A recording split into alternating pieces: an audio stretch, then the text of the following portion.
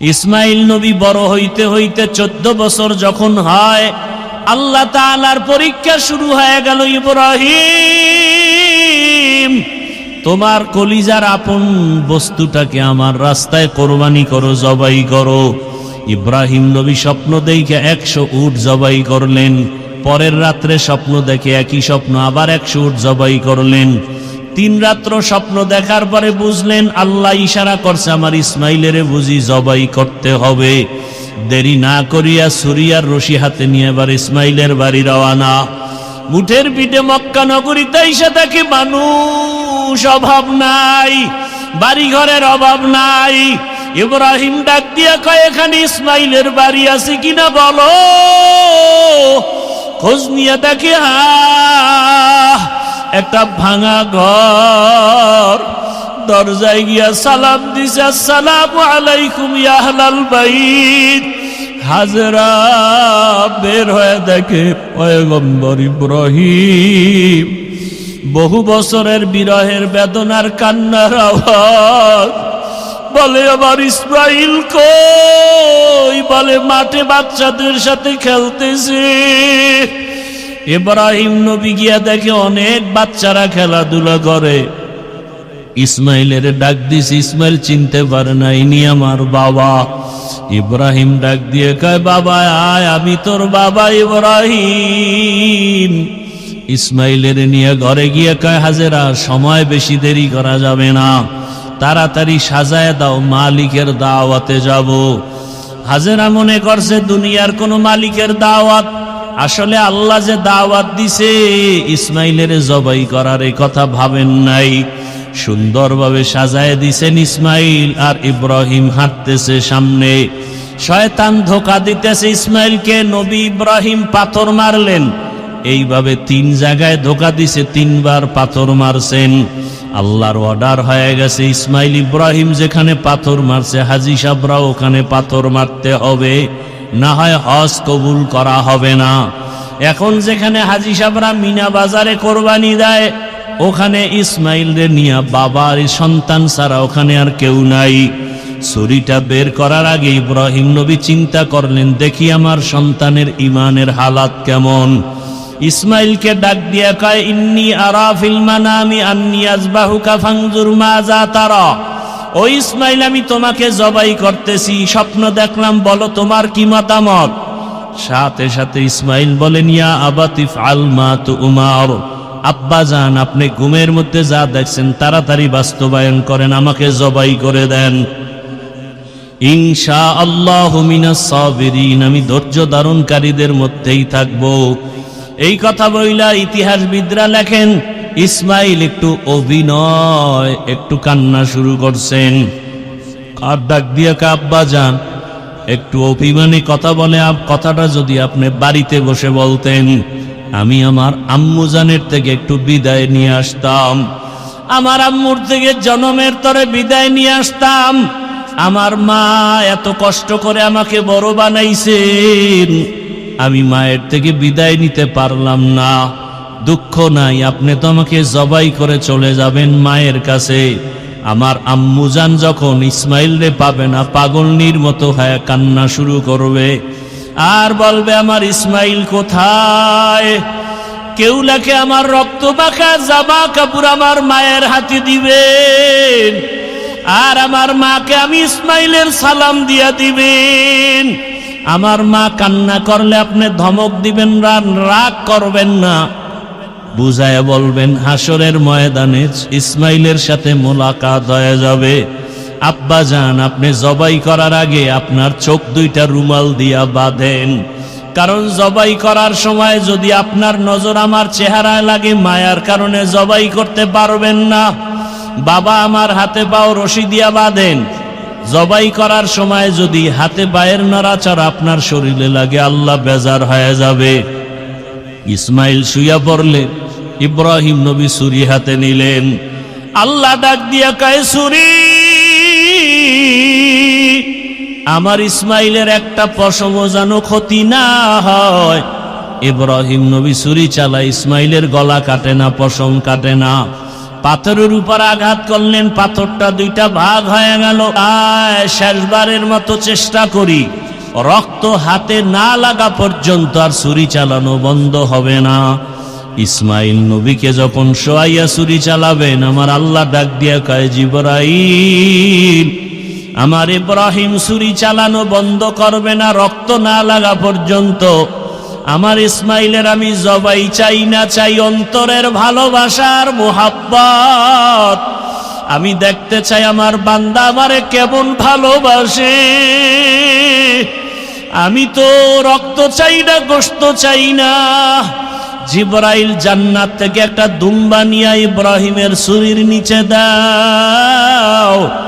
জিবরাইল আমিন একটা জান্নাত থেকে দুম্বা নিয়ে ছুরির নিচে যখন দিবে, আসতে দেরি হবে মনে করিয়া ডাক দিলেন, আল্লাহু আকবার, আল্লাহু আকবার। ইব্রাহিম নবী উপরে তাকায়া লা ইলাহা ইল্লাল্লাহু আল্লাহু আকবার। ইসমাইল আওয়াজ দিলেন, আল্লাহু আকবার, আল্লাহু আকবার। ফেরেশতারাও আওয়াজ দিলেন, অলিল্লাহিল হামদ। এই তাকবীর 9 তারিখ থেকে এই মাসের 13 তারিখ পর্যন্ত নারী পুরুষ সবার জন্য ওয়াজিব করে দিয়েছেন আমার আল্লাহ। আমার আল্লাহর পক্ষ থেকেই 9 তারিখ থেকে ফজর থেকে 13 তারিখ আসর পর্যন্ত এই তাকবীর চলবে। এই তাকবীর কিন্তু জিবরাইলের, ইসমাইলের, ইব্রাহিমের, ফেরেশতাদের এই তাকবীর। এরে আল্লাহর বান্দারা, ইসমাইলকে আর জবাই হলো না, দুম্বা জবাই হয়ে গেল। ইব্রাহিম নবী দেখলেন ইসমাইল দাঁড়ানো, অচেনা একটা দুম্বা, অচেনা জানোয়ার জবাই হয়ে গেল। ইব্রাহিম নবী চোখের পানি ছেড়ে কাঁদলেন আর বললেন, ইসমাইল বুঝি আল্লাহ বেজার হয়ে গেল নাকি? আয় আর একবার দেখি। আল্লাহ ওহী নাজিল করে বলে, ইব্রাহিম না না না, আমি যে পরীক্ষা নিছি ওই পরীক্ষায় তুমি পাস। যাও তাড়াতাড়ি হাজেরার কোলে ইসমাইলের ফিরাইয়া দাও। হাজেরা ইসমাইলের জন্য বেকারার হয়ে কান্না করে। যাও, মালিকের দাওয়াতে আসছি বলছো, ওয়াফাদাইনাহু বিযিবহিন আযীম।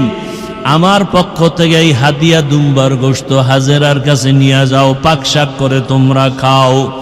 ও আল্লাহর বান্দারাই কোরবানি, সন্তান কোরবানি রীতি। আল্লাহ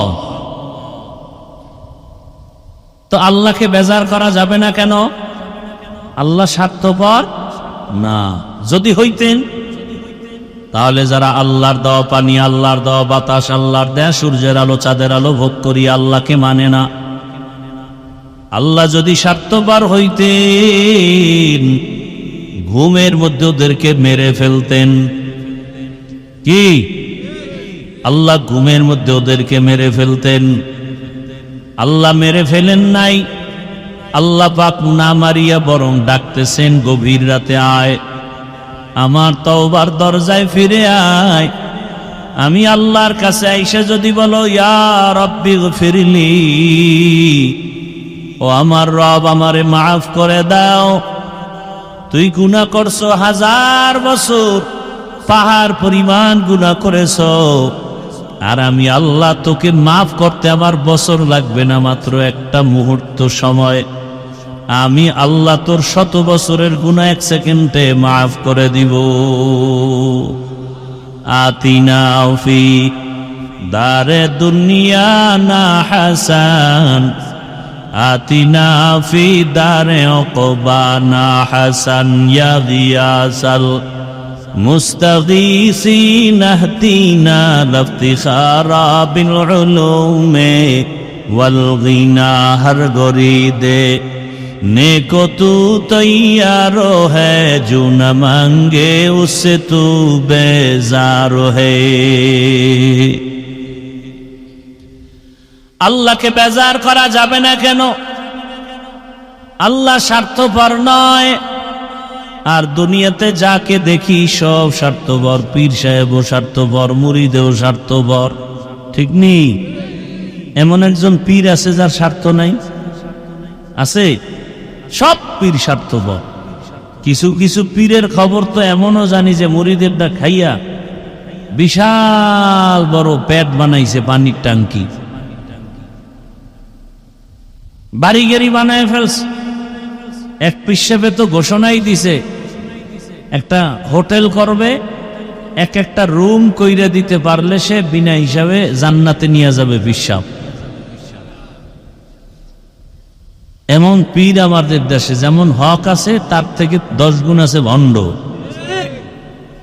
এর দরবারেও মানুষ কম না বেশি? হ্যাঁ, রসুল বলছেন সাবধান, অনেক লোক হওয়া এটা হকের পরিচয় না। এই ওয়াজে অনেক লোক হইছে এই জন্য এই ওয়াজটা কামিয়াব হইছে না। ফজরের নামাজে মসজিদে লোক বেশি হইলে ওয়াজ কামিয়াব। হ্যাঁ, আল্লাহকে বেজার করা যাবে না কেন? আল্লাহর কোনো অভাব নাই, দুনিয়ার সবাই অভাবী। অভাব থাকলে অন্যের অভাব পূরণ করে না, নিজের অভাবের তাড়নায়। আর আমার আল্লাহর কোনো অভাব নাই। আল্লাহ বলেন, ইয়া আইয়ুহান নাস আনতুমুল ফুকারাউ ইলাল্লাহ ওয়াল্লাহু হুয়াল গানিয়্যুল হামিদ।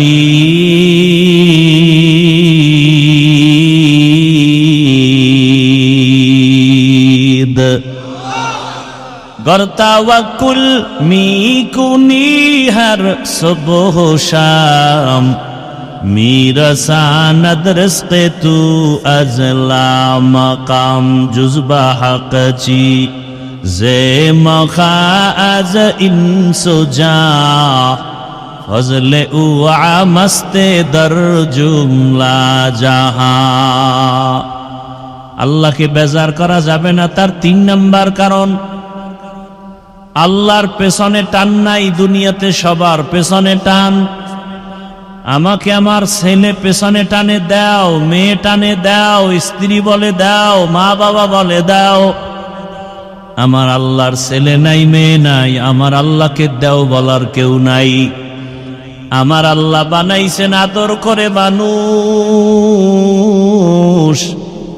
আল্লাহ বলেন দাও, বলবা কখন? আমি দেওয়ার জন্য প্রতি রাতে গভীর রাতে আসমানে আসি। কোন দিন আল্লাহ আসেন? কোথায়? কোন টাইমে? অতি গভীর হয় রজনী যখন, নীরবে প্রভুর নাম জপিও তখন। প্রভুর করুণা যদি পাইবারে চাও, গভীর রাতে উঠে প্রভুর গুণগান গাও।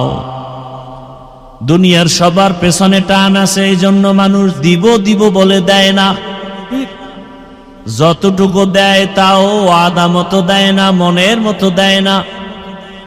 আবার যতটুকু দেয় তার খোটা দিয়া বদনাম ছড়ায় দেয়। দেয় 5,000, চায়ের দোকানে চাপাবাজি করে, মসজিদ তো আমি করে দিছি। 50,000 দান কইরা চাপাবাজি করে, মাদ্রাসা তো আমার। আর আল্লাহ কেমন ধনী? আল্লাহ বলেন আমি এমন ধনী যে প্রশংসিত ধনী। আমি আল্লাহ দেওয়ার জন্য পাগল। দুনিয়াতে কোনো ধনী নাই যে দিতে চায়। চাইতে চাইতে চাইতে চাইতে জুতা ক্ষয় হয়ে যায়, এরপরে কিছু দেয়। তাও দেওয়ার পরে খোটা দেয়, দেয় না? কয় অমুক ব্যক্তি তো আমার টাকায় বড় লোক হয়েছে, অমুকের ছেলে আমার টাকায় লেখাপড়া করছে। বলে না? বলে না? আল্লাহ হেদায়েত দান করো। ভাইরা আমার, আমি যে আয়াত পড়ছি, বর্তমানে হজের মাস চলতেছে। কোরবানি দেওয়ার নিয়ত করছেন কারা কারা? একটু দয়া করে হাত দেখাবেন। আল্লাহ কবুল কর। আপনাদের জন্য তো সুন্নত ছিল এই মাসের 1 তারিখ থেকে কোরবানির পশু জবাই করার আগ পর্যন্ত চুল মোষ কিছু কাটা যাবে না, হাতের নখ কাটা যাবে না, কাটার মতো যা আছে কিছুই কাটা যাবে না। কাটতে হবে পশু জবাই করার পরে। আল্লাহ দেখতে চান যে হাজী সাহেবরাও এই কয়দিন চুল মোষ কাটবে না, আঙ্গুলের নখ কাটবে না। তোমরা হজে যাইতে পারো নাই, কিন্তু তাদের নমুনাটা ধরো, আমার কাছে ভালো লাগে। হজের পুরা স্মৃতি তিনজন ব্যক্তিকে নিয়ে, ইব্রাহিম আলাইহিস সালাম, ইসমাইল আলাইহিস সালাম আর মা হাজেরা আলাইহাস সালাম, তিনজনকে দিয়েই টোটাল কোরবানি, টোটাল হজের স্মৃতি। একটু সময় দিলে আমি ওই কথা বলার জন্য আয়াতগুলো পড়ছি, বলবো ইনশাআল্লাহ। হ্যাঁ, ঘটনা তো অনেক বড়, আমি কমায়া সংক্ষেপে বলতেছি। যেই বাইতুল্লাহ জিয়ারতের জন্য সবাই চলে গেলেন, এই বাইতুল্লাহ পৃথিবী বানানোর পরই আল্লাহ প্রথমেই ঘর বানাইছেন। ইন্না আউওয়ালা বাইতু মুযিআ লিন-নাসি লাল্লাযী বিবাক্কাতা মুবারাকান ওয়া হুদা, মুবারাকান ওয়া হুদাল লিল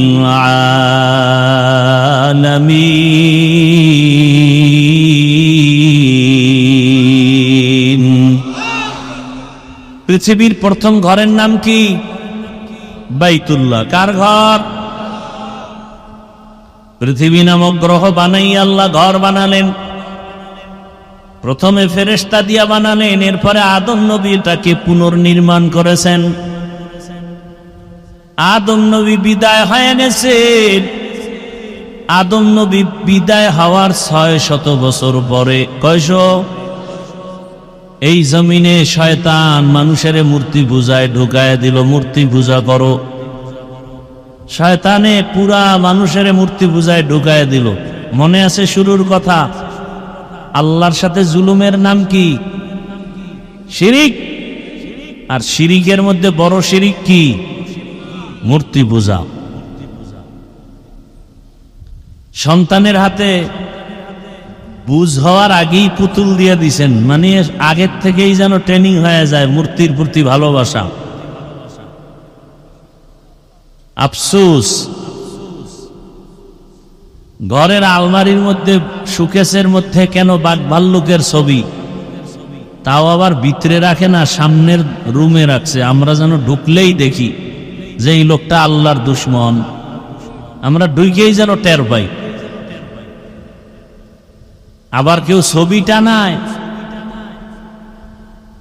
হ্যাঁ, এক আয়নায় বাধাই করে ছবি টানায়, বউয়ের ছবি, মাইয়া ফোলার ছবি। আরে ভাই, আপনার ছবি তো করা হারাম, এরপরে যদি বউর ছবি আবার দরজায় টানায় মানুষের দেখেন, আপনার লজ্জা শরম আছে? আপনার বিবি আরেকজন দেখবে কেন? ওটা কি বাজার দরে কিনছেন নাকি? যে সাইজে গুইজে আপনার কাছে থাকে না, মানুষের দেখায় চেহারা। স্বামীর জন্য সাজে না, সাজে বেগানার জন্য। স্বামীও কিছু কয় না। যখন বন্ধু আইসা কয়, হা বন্ধু একটা পাইছো, ডানা কাটা ভরি, কিছুদিন পরে শুনে সেই বন্ধুই ডানা কাটা ভরির নিয়ে হিজরত করেছে। আছে না নাই? আকাম চলতেছে। আকাম চলার কারণ কি? বেপর্দা। কি? বেপর্দা। আল্লাহ হেদায়াত দান করুন। এই যে অনেক বাবারা ছেলে সুন্দর কণ্ঠওয়ালা আছে না, পাগল হয়ে যায়, প্রতিযোগিতায় পাঠাবে, মানুষে দেখবে কি সুন্দর কণ্ঠ, একজনে একটা আকাম করে দিবে, কণ্ঠ শেষ শেষ। অথচ উচিতে কণ্ঠকে গোপন রাখবেন, ভবিষ্যতে কাজে লাগাবে। খালি বদনজর লাগলেই তো একটা মানুষ শুকাইয়া কাঠ হয়ে যায়। মানুষের বদনজর বড় মারাত্মক। আপনি খানা খাইতেছেন, আর একজনে বদনজর দিবে, খানাটা পেটে যাওয়া মাত্র ডায়রিয়া শুরু হয়ে যাবে। বড় কঠিন হালাত। শুধু কি মানুষের বদনজর, জিনের বদনজর আছে। এজন্য হাদিস শরীফে আল্লাহ রসুল বলছেন, সন্ধ্যা হলে কাপড় চুপুর ঘরে ঢুকাও, বিশেষ করে কোনো মেয়েদের কাপড় যেন বাইরে না থাকে, কারণ ওই টাইমে শয়তান ঘুরে চতুর্মুখী। বিসমিল্লাহ বলে দরজা নক করো, লক করে দাও, প্রয়োজন হলে পরে আবার খুলো।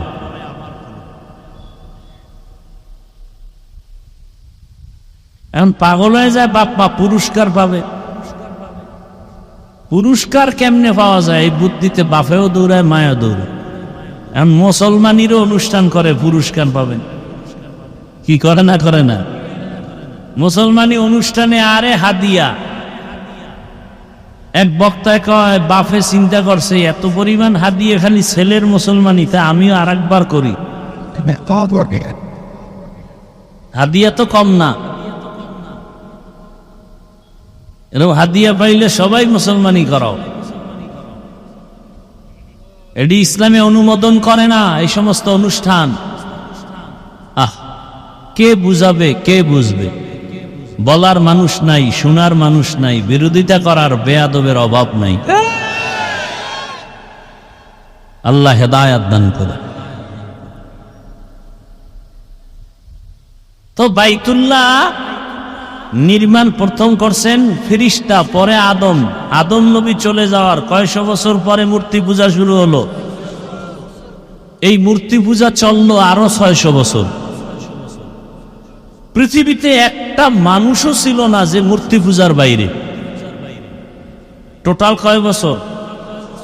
1200 বছর পার হওয়া মাত্রই আল্লাহ একজন নবী পাঠাইলেন, নূহ আলাইহিস সালাম। নূহ নবী আইসা দুনিয়াতে দাওয়াত শুরু করলেন 950 বছর। 950 বছর দাওয়াত দেওয়ায় মাত্র 40 জন মানুষ মূর্তি পূজা থেকে ফিরছে। কয়জন? 40 জন। এই বাইতুল্লাহ নির্মাণের ঘটনা, হজের ঘটনা, কোরবানির ঘটনা, এগুলি শেষ করতে 2-4 ঘন্টা লাগে কমপক্ষে। এক জায়গায় করছি 3.5 ঘন্টা এই কোরবানি বাইতুল্লাহ নির্মাণের ইতিহাস। আমারও ধৈর্য নাই, আপনাদেরও ধৈর্য নাই। ইনসান বড় তাড়াহুড়া করনেওয়ালা, কোরআনের আয়াত। অকানাল ইনসানু আজুলা, মানুষ বড় তাড়াহুড়া প্রিয়। আরে রসুল তাড়াহুড়া করছে। রসুল আইসা একটা চোরের আইসা ঘরে বাইন্দা আম্মাজান আয়সাকে বলে, এরে পাহারা দিও, সুইডা যায় না জানো।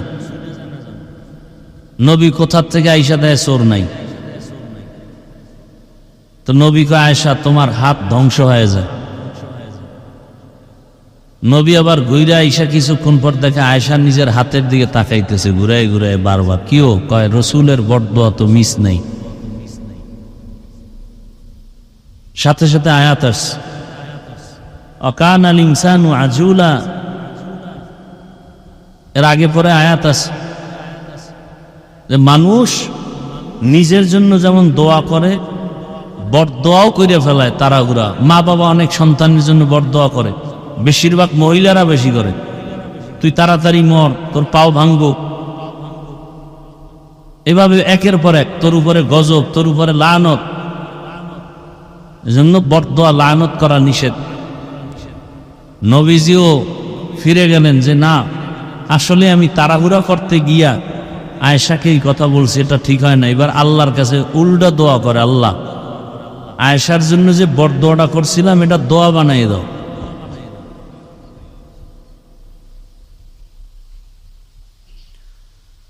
নূহ আলাইহিস সালাম 950 বছর দাওয়াতি কাজ করার মাধ্যমে কতজন মানুষ ইসলামে আসলো আল্লাহর ইবাদতে? 40 জন আসার পরে আল্লাহ নোটিশ দিয়ে দিলেন, নূহ আর যত বছর দাওয়াত দাও, একটা লোক আর দিনের পথে মূর্তি পূজা ছাড়বে। নূহ নবী কয়, যদি এটা ফাইনালি হয় তো এটা সবটি মাইরাই ভালো, রাইখা লাভ কি? আল্লাহ তাআলা সে আয়াত কোরআনে দিয়া দিলেন নূহ নবীর দোয়া। أقال نوح الرب لا تذر على الأرض من الكافرين ديارا ইন্নাকা ইন তাযারহুম ইউদিল্লু ইবাদাকা ওয়া লা ইয়ালিদু ইল্লা ফাজিরান কাফফারা রব্বিগফিরলি ওয়া লিওয়ালিদাইয়া ওয়া লিমান দাখালা বাইতিয়া মুমিনান ওয়া লিল মুমিনিনা ওয়াল মুমিনাত ওয়া লা তাজিদিয যালিমিনা ইল্লা তাবারা। দোয়া কবুল হয়ে গেছে। নূহ নবীকে আল্লাহ বলেন, নূহ চাও সব মেরে ফেলবো, তোমরা সহ? কয় না, আমরা সহ না। কয় তাহলে তোমরা হেফাজতে থাকবা কেমনে? আমি তো পানির গজব দিব, পানির। আল্লাহ বলেন, এই গজব থেকে তুমি আর 40 জন মুমিন সহ সব পশু পাখির মধ্য থেকে এক জোড়া করে নিরাপদে তোমাদের সাথে রাখবা। এক জোড়া হাতি, এক জোড়া গরু, এক জোড়া ঘোড়া, এক জোড়া বকরি, এক জোড়া হাঁস। আর এটার জন্য নিরাপদে পানির মধ্যে বাঁচার জন্য একটা কিস্তি বানাও। কি বানাও? কিস্তি বুঝেননি? এই কিস্তি মানে কি? এই যারা নৌকা কইছে সবটি আওয়ামী লীগ। হ্যাঁ, এই সময় আওয়ামী লীগ ছিল। আচ্ছা বলেন তো, এক জোড়া হাতি আর 40 জন মানুষ যদি একটা বাহনে ওঠে, এটা নৌকায় উঠলে, নৌকা আছে দুনিয়ায় কোনো থাকবে? মেয়াদ 10-15 জন উঠলেই তো নৌকা ডুবে ডুবে। এই খারাপ, সোজা খারাপ, লইরো না। এর মধ্যে পড়ছে 2টা পানির ভিতরে। তাহলে এটা কি নৌকা হবে না জাহাজ হবে? জাহাজ কি একতলা হয় না কয়েকতলা? ঠিক নূহ নবীর কিস্তিও কয়েকতলা হয়েছে। নিচতলায় ছিল মানুষ, উপরে পশু পাখি। এক জোড়া হাতি, এক জোড়া বানর, এক জোড়া হাঁস, এক জোড়া মুরগি, এক জোড়া ঘোড়া, এক জোড়া গরু, এক জোড়া বাঘ, এক জোড়া সিংহ। এইভাবে জোড়ায় জোড়ায় সব লইয়া 40 জন সব কিস্তিতে উঠলেন। পানি বন্যা শুরু হলো। এক টানা 40 দিন বৃষ্টি। আর নিচের পানিও বাড়তেছে, উপরের পানিও বাড়তেছে। পয়গম্বর নূহ নবীর এক সন্তান কেনান, সে কিস্তিতে উঠে নাই। সে বলে, আমি পাহাড়ের উপরে উঠা নিরাপদে থাকব। 40 দিন পানি, এত পরিমাণ বৃষ্টি হলো, বাড়তে বাড়তে পাহাড়ের চূড়ায় পানি চলে গেছে। কেনান মারা গেছে পানিতে। 40 দিন পরে পানি থেমে গেল। জমিনের অবস্থা এমন হলো যে কিচ্ছু নাই, কিচ্ছু নাই, পুরা সমান একটা জমিন, কোনো মানুষ নেই, সব শেষ। 40 দিন বৃষ্টি, বৃষ্টি রহমত, অতিবৃষ্টি গজব। বৃষ্টি রহমত, অনাবৃষ্টি গজব। নতুন করে তারা নামলেন। নূহ নবীর সাথে তার 3টা সন্তানও ছিল, সাম, হাম, ইয়াফাস। এক সন্তান তো পানিতে গেল গিয়া, আর কয় সন্তান আছে? সাম, হাম, ইয়াফাস। এই 3 সন্তান দিয়া পৃথিবীটাকে নতুন করে আবার আবাদ করা হলো। এর আগে কোনো মানুষ কিন্তু সব শেষ তুফানে। নতুন করে আবার মানুষের বসবাস শুরু হলো, সংসার শুরু হলো এই 3 সন্তানের মাধ্যমে। এই 3 সন্তান মিলে তখন একটা শহর নির্মাণ করেছিল ইরাকের অন্তর্গত, কোরআনের ভাষায় বর্তমান ওই শহরের নাম শহরে বাবেল। ওই শহরে এক জালেমের জন্ম হয়েছিল, জালেমের নাম নমরুদ। এই নমরুদা এক রাত্রে স্বপ্ন দেখে। ঘটনা কিন্তু অনেক বড়, আমি খুব সংক্ষেপ বলছি। নমরুদ স্বপ্ন দেখে একটা আগুন উঠা বাবেল শহর সব ধ্বংস করে দিস। ভয়ে কাঁপতে কাঁপতে উঠা গণকদের ডাকছে, এই গণকেরা, ভাগ্য গণনা কর। কি দেখলাম? কয়, শনি শনি, তোমার খোদাগিরি ধ্বংস করার জন্য একটা আগুনের পাওয়ার নিয়ে একটা পুত্র সন্তান আসবে, ভবিষ্যৎ নবী, নাম ইব্রাহিম। নমরুদ কয়, সন্তানটা কি মায়ের গর্ভে আছে? কয় না। দুনিয়াতে আসছে? বলে আসে নাই। গর্ভেও নাই? না। নমরুদ আইন করলো, স্বামী স্ত্রী এক জায়গায় ঘুমাতে দিও না, ঘুমাইলে সন্তান নিতে পারবে না, নিলেও ছেলে হতে পারবে না। যদি হইয়া যায় তরবারি রেডি, সাথে সাথে কল্লা ফেলে দিবা। এটাকে বলে বার্থ কন্ট্রোল, জন্ম নিয়ন্ত্রণ ইসলামে হারাম। জন্ম নিয়ন্ত্রণ ইসলামে হারাম।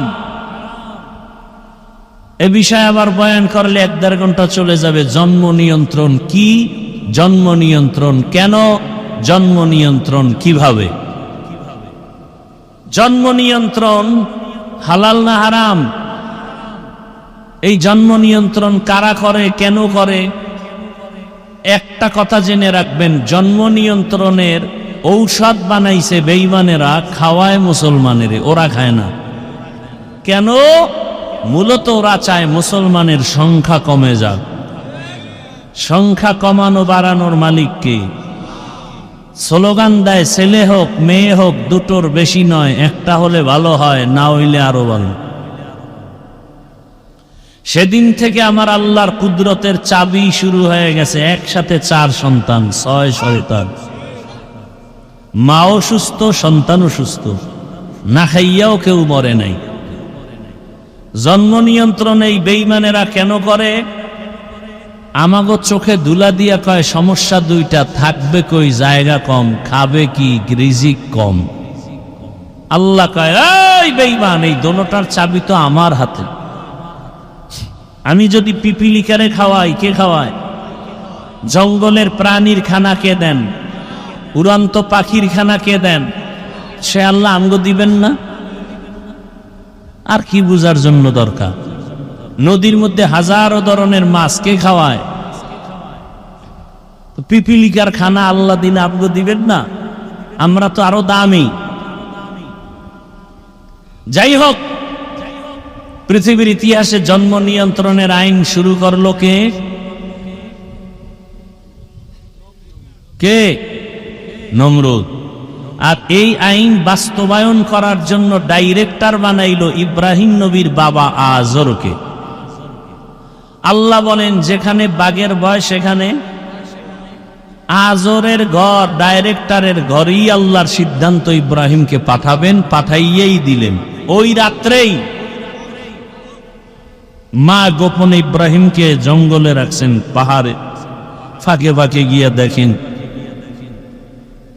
ইতিহাসবিদরা অনেক কিছু লেখেন যেগুলো ডাইরেক্ট হাদিসেও পাওয়া যায় না, কোরআনেও। ওই একটু পাইছে, ওর সাথে মিলাইয়া আরো কিছু লেখেন ঐতিহাসিকরা। কি লেখছেন?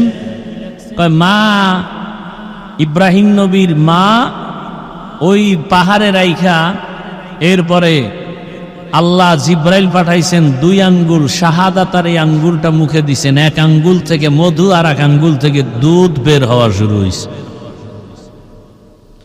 এভাবে বড় হয় ইব্রাহিম নবী, বড় হতে লাগলেন আর আল্লাহর পরিচয় নিলেন। এই আসমানকে বানাইছেন তার পরিচয় নিলেন, জমিনের দিকে তাকায়া পরিচয় নিলেন, সূর্যের দিকে তাকায়া পরিচয় নিলেন।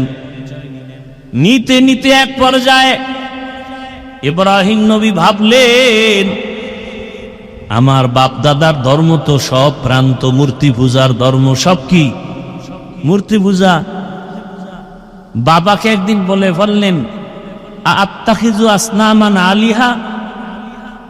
এরে বাবা, নিজের হাতে খোদা বানাইয়া ইদারে আবার খোদা মানেন, আবার ফল দেন, দুধ কলা দেন। আমনের খোদায় খাবে দূরের কথা, মশা মাছিতে খায়, তাও ফিরেই দেন না। আজর বলল, তুমি আমার থেকে বেশি বুঝো, তো ভালো না খবর। খবর যাইতে যাইতে নমরুদের কাছে। বেঈমান জালেমদের একটা কাজ হলো কথায় না পারলে এবার মেরে ফেলার চক্রান্ত করে।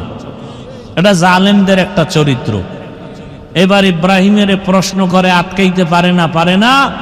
নমরুদ সিদ্ধান্ত নিল, অগ্নিকুণ্ড সাজায় ইব্রাহিমকে এখানে মেরে ফেল।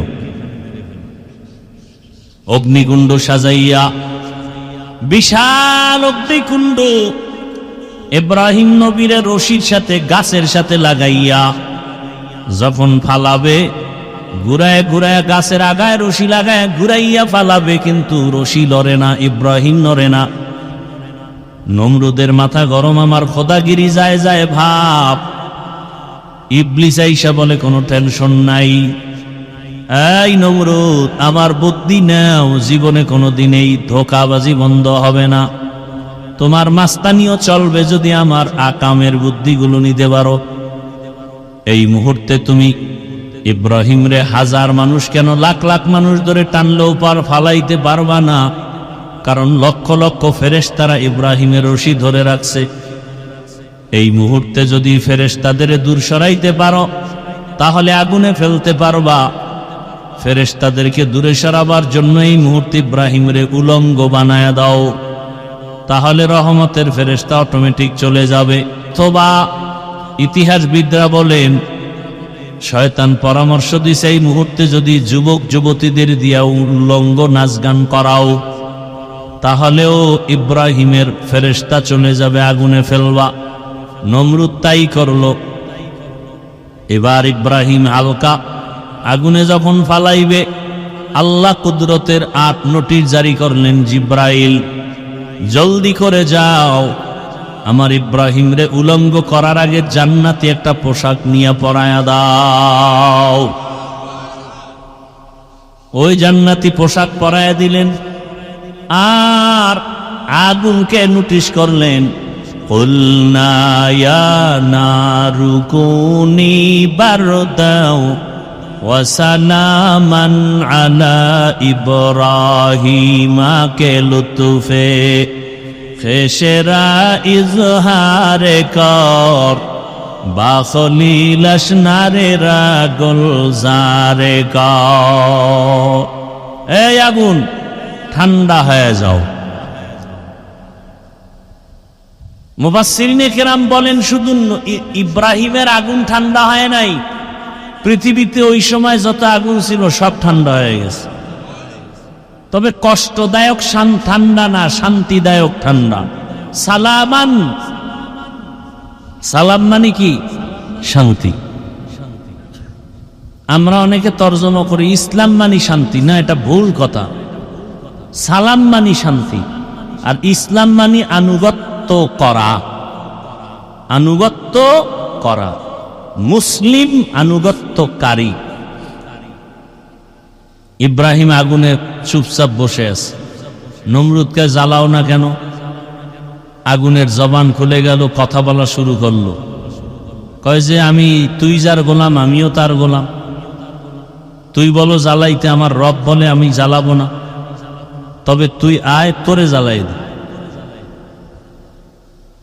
দীর্ঘদিন ইব্রাহিম নবী আগুনে থাকার পরে বের হইলেন।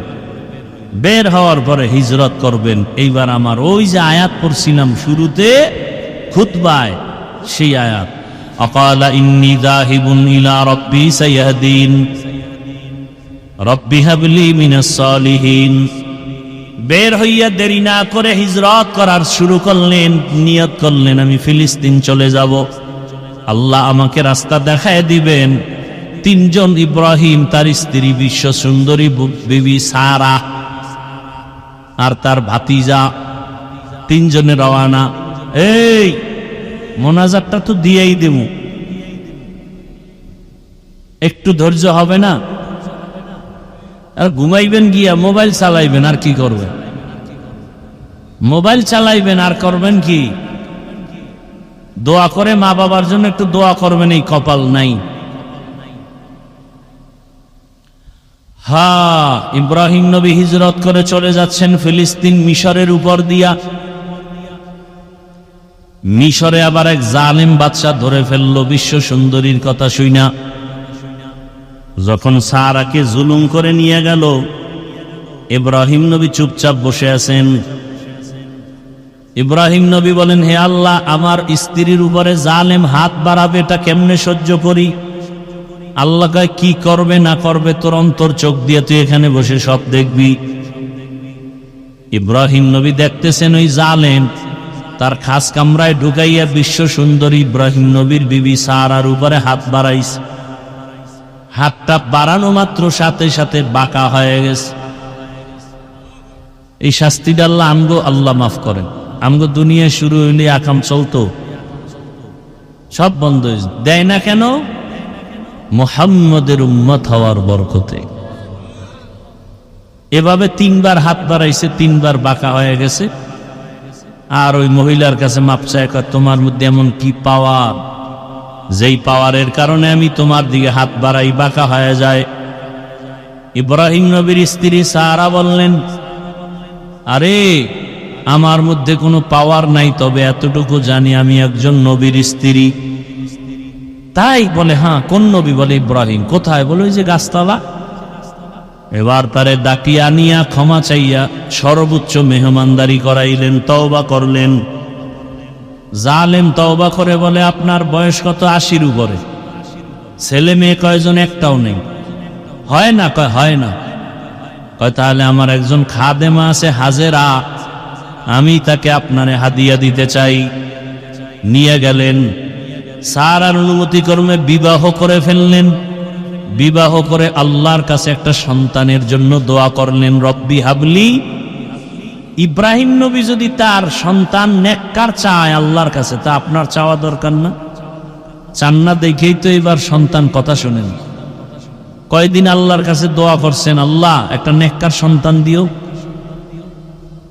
বরং নেককার চাইবেন দূরের কথা, নিজে বাবা হইয়া সন্তানটারে আরো নষ্ট বানাইতেছেন। মোবাইল হাতে তুইলা দিছেন, রোজার মাসে রোজা রাখার কথা বলেন নাই, চেহারা নষ্ট হয়ে যাবে। কেমন বাপ আপনি? নামাজের জন্য ডাকেন না, জুমায় ডাকেন না, আলেম ওলামা আসলে তার দোয়া নিতে নেন না। তাহলে আপনি বাবা হইয়া সন্তানটাকে ধ্বংসের পথে নিয়ে গেলেন। আল্লাহ জানায় দিলেন, ইব্রাহিম একটা সন্তান দিতেছি, বিচক্ষণ ধৈর্য ধারণকারীদের অন্তর্ভুক্ত। সন্তান দুনিয়াতে আসলো, এই প্রথম সন্তান হাজেরার থেকে নাম কি? ইসমাইল। এখন এই বুড়া বয়সে সন্তান পাইয়া মায়া কমছে না বাড়ছে? এমন মায়া। আল্লাহ কয়, ইব্রাহিম আমার মায়ার মাঝখানে তোমার সন্তান বাধা হবে, এটা আমি মানতে পারবো না। তাহলে কি করো এখন? সন্তান ইসমাইল শিশুটারে নিয়া, হাজেরারে নিয়া, বর্তমানে যেখানে বাইতুল্লাহ, ওই যে নূহ নবীর তুফান হইছিল তখন কিন্তু বাইতুল্লাহ নিশ্চিহ্ন হয়ে গেছিল। জায়গাটা আল্লাহ সংরক্ষণ রাখছেন, কিন্তু বাইতুল্লাহর কিচ্ছু ছিল না, সব তুফানে শেষ।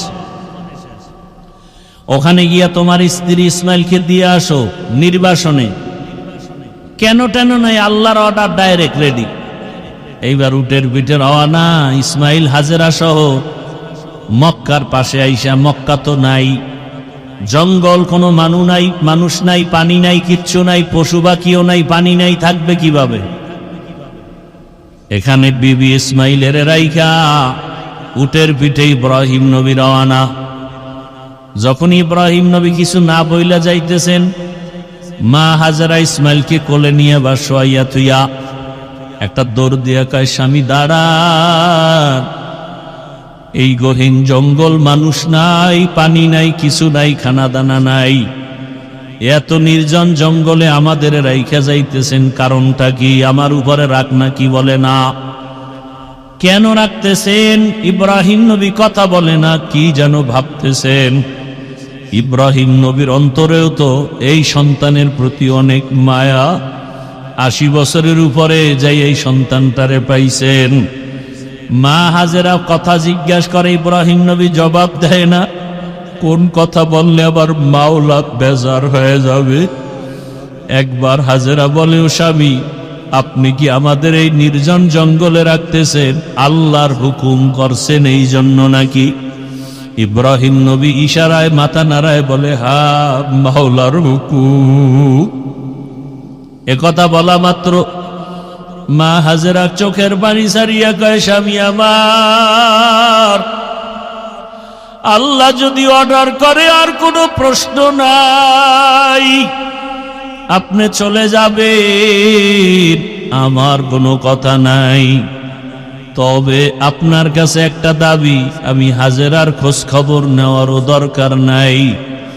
আপনি যদি মাঝে মাঝে সময় পান, শিশু ইসমাইলের আইসা দেখবেন, এলাকায় মানুষ নাই, পানি নাই, আমি মহিলা মানুষ, ইসমাইলের কেমনে নিয়ে বাঁচবো জানি না। আর রবের কাছে একটু দোয়া করবে, আল্লাহ যেন আমাদেরকে ভুলিয়া না যান। ঘটনাটা বলতে কেমন যেন, কিন্তু চিন্তা করলে বড় কঠিন অবস্থা।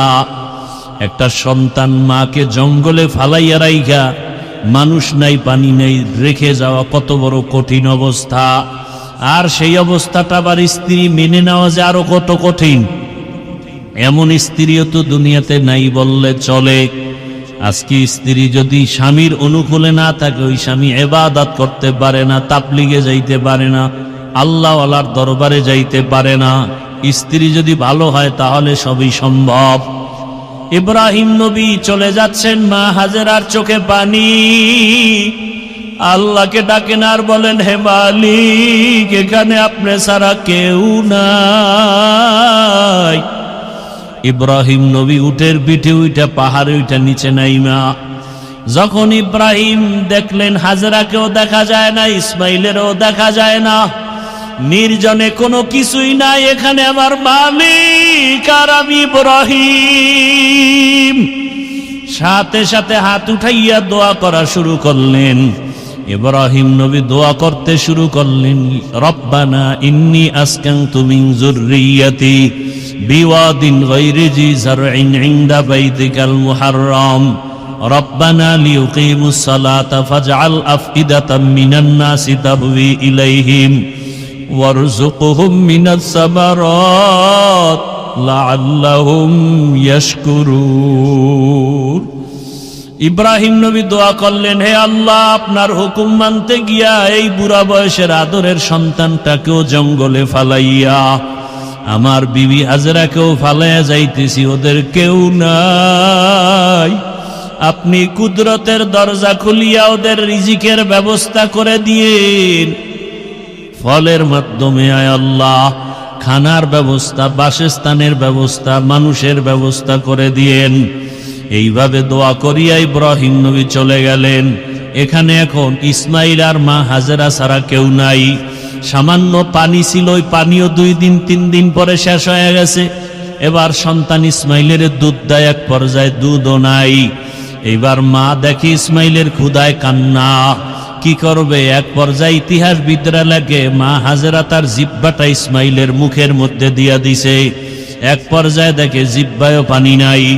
মা হাজেরা পাগলের মতো হয়ে গেছে, ইসমাইলের কান্না সহ্য করা যায় না। একটা সন্তানের প্রতি মায়ের যে কি মায়া! ও আমার সন্তানেরা, ওই মা যার দুনিয়াতে নাই, সে বুঝে মা কেমন রত্ন। ও যুবক বাবারা, যার মা বেঁচে আছে, এই রত্ন হারায় গেলে কিন্তু আর পাইবা না। সময় পেলে মায়ের দোয়া নাও, বাবার দোয়া নাও। ওই মা বাবার চোখের পানি আর দোয়া ছাড়াই চেয়ারে বসতে পারি নাই। ওই মা বাবার চোখের পানি আর দোয়া ছাড়া মাওলানা হতে পারি নাই। তুমিও টাকা পয়সা বাড়ি গাড়ির মালিক হতে পারো নাই। ওরে, এই যে কোরবানি আসতেছে, কত সন্তানেরা মা বাপ নিয়ে একত্রে ঈদ করবে, কত আনন্দ করবে। আর যার মাও নাই, বাবাও নাই, ওই বান্দা একবার ছেলে দেখবে, মেয়ে দেখবে, স্ত্রী দেখবে, আনন্দ যাই করবে, আবার নিঃশ্বাস ছাড়বে। কেউ বলবে, কি ব্যাপার, ছেলে মেয়ে স্ত্রী পাইয়াও নিঃশ্বাস কেন? বলে, আমার মা নাই, আমার বাবাও নাই। আজকে ঈদের আনন্দে আমার মা থাকলে আরো কত আনন্দ লাগতো, বাবা থাকলে কত আনন্দ লাগতো। আমি বড় এতিম হয়ে গেলাম। আমার ছেলে মেয়ে পাইয়াও খুশি না, আমার মা বাবারে পাইলে যে খুশি হইতাম। ও আল্লাহর বান্দারা, মা হাজেরা ইসমাইলের জন্য পাগলনির মতো কান্না করে। একবার সফা পাহাড়ে দৌড়ায় পানির জন্য, একবার মারোয়া পাহাড়ে দৌড়ায় পানির জন্য। গিয়া দেখে পানি না, সূর্যের আলোতে বালিগুলো চিকচিক করতেছে। মা হাজেরা এইভাবে দৌড়াইলেন, 7টা চক্কর দিলেন। আমার আল্লাহ কয়, জিবরাইল সাক্ষী হইয়া যাও। আমার হাজেরা যেইভাবে সফা মারোয়ায় 7টা বার চক্কর দিয়া দৌড়াইল, আমার দুনিয়াতে হাজেরার দৌড়টা এত ভালো লাগছে, আমি আল্লাহ স্মৃতিটা কিয়ামত পর্যন্ত কায়েম রাখতে চাই। হাজিদের জন্য আইন করে দিলাম, দুনিয়ার হাজিরা যদি হাজেরার ওই সাফা মারোয়ার জায়গায় 7টা চক্কর দৌড় না দেয়, আমি কোনো হাজির হজ কবুল করব না। মা হাজেরার কান্না, ইসমাইলও কাঁদে, পানির পিপাসা, ক্ষুধার তাড়নায় কান্না করে। হঠাৎ হাজেরার কান্না দেখে আমার মাওলার কুদরতি অন্তরে জোশ আসিয়া গেল। আল্লাহ কয়, জিবরাইল যাও, আমার হাজিরার সহযোগিতার জন্য যাও। বাইতুল্লাহর কাছে আইসা ডাক দেয় হাজেরা। মানুষের সুরাতের আওয়াজ। হাজেরা গিয়া শুনে মানুষের আওয়াজে কে যেন ডাকে, বলে আমি জিবরাইল, মানুষের আকারে আসছি, কি চাও? বলে ক্ষুধা সহ্য করা যায় না। জিবরাইল তার ডানা দিয়া এমন বাড়ি মারছে মাটির মধ্যে, ইসমাইল নবীর পায়ের গোড়ার থেকে জমজমের পানি বের হওয়া শুরু হয়ে গেল। মা হাজেরা পানিটা পাথর দিয়ে আটকালেন আর বললেন, জমজম থাম থাম। জমজমের পানি নিজেও পান করলেন, ইসমাইলেরও পান করালেন। হাজার হাজার মিলিয়ন ট্রিলিয়ন লিটার পানি হাজি সাবরা নেয়, ওই কূপের পানি কমেও না বাড়েও না। রবিজিকে সাহাবায়ে কেরাম জিজ্ঞাসা করলেন, ইয়া রাসূলুল্লাহ, জমজম কূপের নিচের সম্পর্ক কোথায়? নবী বলেন, জমজম কূপের নিচের সম্পর্ক হাউজে কাউসারের সাথে লাগানো। মা হাজেরা দোয়া করলেন, ইব্রাহিমের দোয়া, মানুষ আসবে এখানে থাকবে। মানুষ আইসা ব্যবসা করতে যায়, পানির দরকার, আইসা দেখে এখানে পানি। আও মহিলা হাজেরা পানি দাও, বলে এখানে বাড়িঘর করে থাকো, পানি দিব। যখন তারা রাজি হয়ে গেল, বাড়িঘর উঠা শুরু হয়ে গেল, বসবাস শুরু হয়ে গেল। ইসমাইল নবী বড় হইতে হইতে 14 বছর যখন হয়, আল্লাহ তাআলার পরীক্ষা শুরু হয়ে গেল। ইব্রাহিম, তোমার কলিজার আপন বস্তুটাকে আমার রাস্তায় কোরবানি করো, জবাই করো। ইব্রাহিম নবী স্বপ্ন দেখে 100 উট জবাই করলেন। পরের রাত্রে স্বপ্ন দেখে একই স্বপ্ন, আবার 100 উট জবাই করলেন। 3 রাত্র স্বপ্ন দেখার পরে বুঝলেন আল্লাহ ইশারা করছে আমার ইসমাইলের বুঝি জবাই করতে হবে। দেরি না করিয়া সুরিয়ার রশি হাতে নিয়ে এবার ইসমাইলের বাড়ি রওয়ানা। মুঠের পিঠে মক্কা নগরীতে এসে দেখে মানুষ, অভাব নাই, বাড়ি ঘরের অভাব নাই।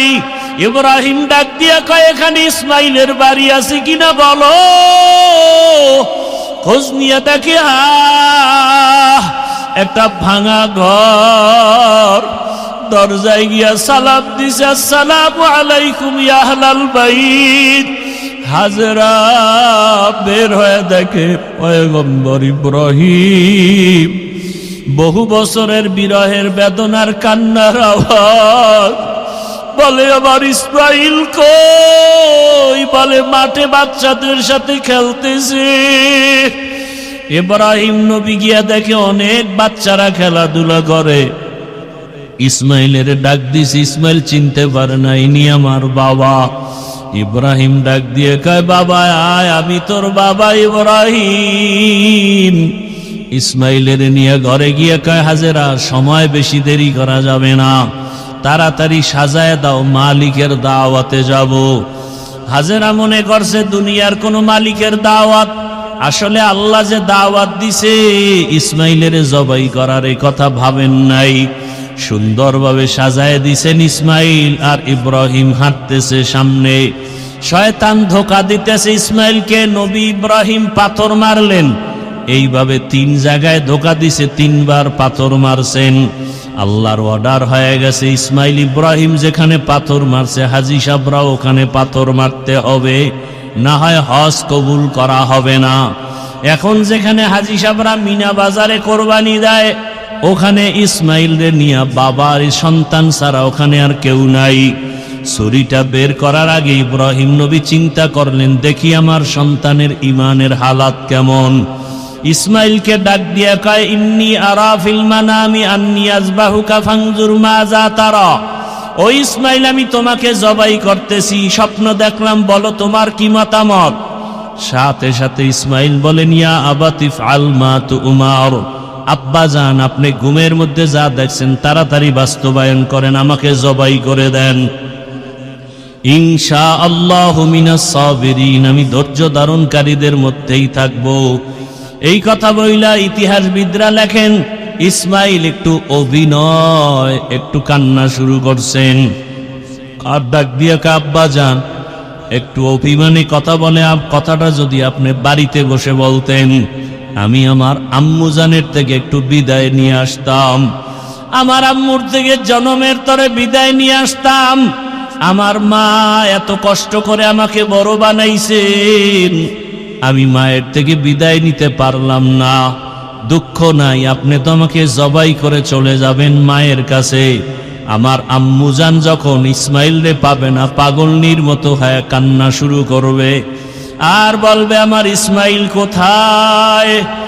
কেউ লেখে আমার রক্ত মাখা জামা কাপড় আমার মায়ের হাতে দিবেন, আর আমার মাকে আমি ইসমাইলের সালাম দিয়া দিবেন।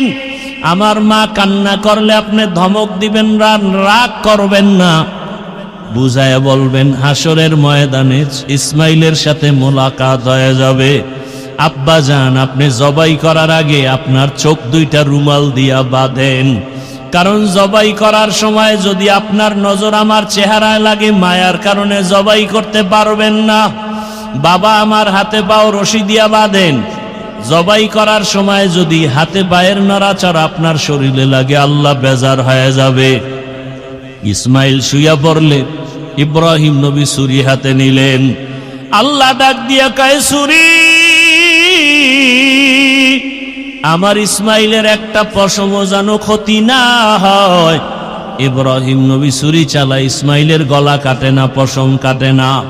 পাথরের উপর আঘাত করলেন, পাথরটা দুইটা ভাগ হয়ে গেল। ইব্রাহিম নবী শেষবারের মতো চেষ্টা করি, রক্ত হাতে না লাগা পর্যন্ত আর ছুরি চালানো বন্ধ হবে না। ইসমাইল নবীকে যখন শোয়াইয়া ছুরি চালাবেন, আমার আল্লাহ ডাক দিয়া কয়, জিবরাইল, আমার ইব্রাহিম ছুরি চালানো বন্ধ করবে না রক্ত না লাগা পর্যন্ত। আমার ইসমাইলের আমি জবাই চাই না, চাই অন্তরের ভালোবাসার মোহাব্বত। আমি দেখতে চাই আমার বান্দা আমারে কেমন ভালোবাসে। আমি তো রক্ত চাই না, গোশত চাই না। জিবরাইল জান্নাত থেকে একটা দুম্বা নিয়ে ইব্রাহিমের ছুরির নিচে দাও। জিবরাইল আমিন একটা জান্নাত থেকে দুম্বা নিয়ে ছুরির নিচে যখন দিবে, আসতে দেরি হবে মনে করিয়া ডাক দিলেন, আল্লাহু আকবার, আল্লাহু আকবার। ইব্রাহিম নবী উপরে তাকায়া লা ইলাহা ইল্লাল্লাহু আল্লাহু আকবার। ইসমাইল আওয়াজ দিলেন, আল্লাহু আকবার, আল্লাহু আকবার। ফেরেশতারাও আওয়াজ দিলেন, আলিল্লাহিল হামদ। এই তাকবীর 9 তারিখ থেকে এই মাসের 13 তারিখ পর্যন্ত নারী পুরুষ সবার জন্য ওয়াজিব করে দিয়েছেন আমার আল্লাহ। আমার আল্লাহর পক্ষ থেকেই 9 তারিখ থেকে ফজর থেকে 13 তারিখ আসর পর্যন্ত এই তাকবীর চলবে। এই তাকবীর কিন্তু জিবরাইলের, ইসমাইলের, ইব্রাহিমের, ফেরেশতাদের এই তাকবীর।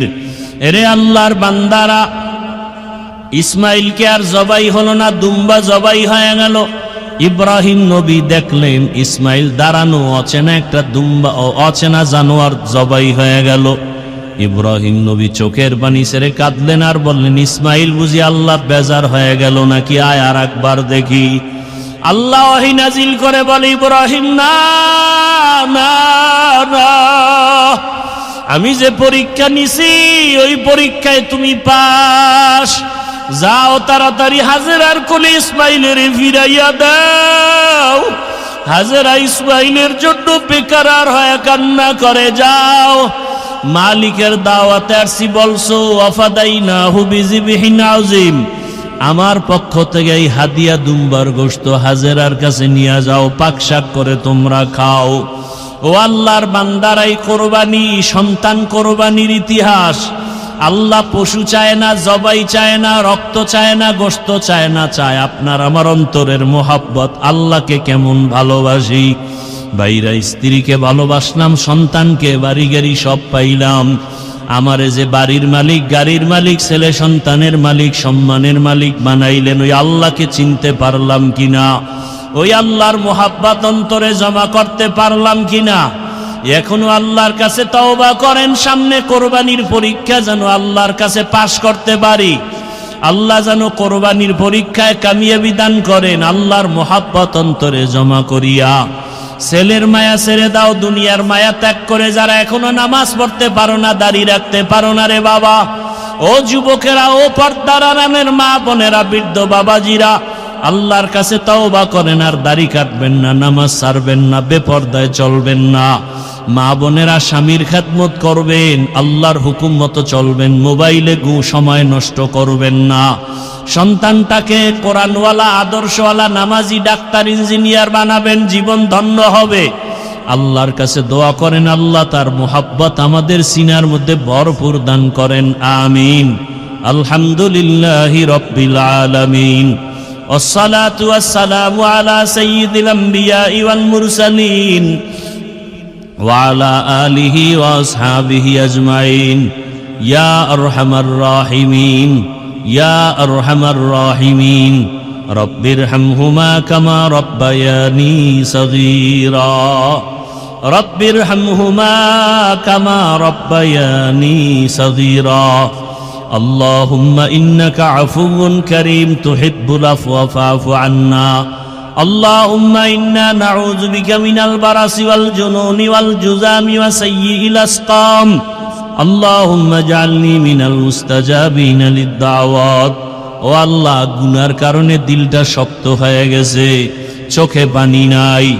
আমার গুনার কারণে হাত না পাক, আমার চোখ না পাক, আমার জিহ্বা না পাক, আমার অন্তর না পাক। তওবার নিয়ত করেছি আর গুনাহ করব না রে আল্লাহ। হাতের দ্বারা গুনাহ করব না, জবানের দ্বারা গুনাহ করব না, চোখের দ্বারা গুনাহ করব না, অন্তরের দ্বারা গুনাহ করব না, কানের দ্বারা, পায়ের দ্বারা গুনাহ করব না। আয় আল্লাহ, আমাদের গুনাহগুলো মাফ করে দেন, মাহফিল কবুল করে নেন। আয়োজনকারী, দান সদকাকারী, সহযোগিতাকারীদের কবুল করে নেন। এলাকায় শান্তি দান করেন। মা বোনদের আবেদা পর্দাওয়ালা বানায় দেন, সন্তানগুলো নেককার বানায় দেন। আয় আল্লাহ, লেখাপড়া পরীক্ষার্থী যারা কামিয়াবি দান করেন।